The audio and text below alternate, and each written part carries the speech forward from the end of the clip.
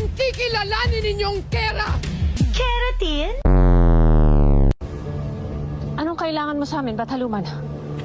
Mula ngayong malaya ka na, magagawa mo na.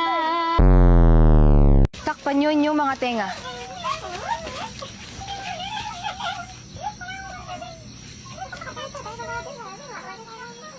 Di mapigilang mag-isip na baka sa tagal mahulog ang loob mo sa iba.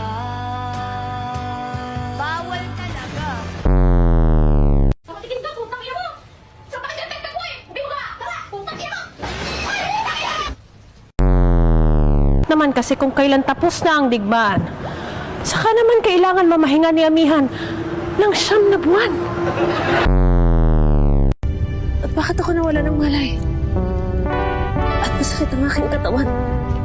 Dahil tinamaan ka ng lakas galing sa brilyante ni Danaya.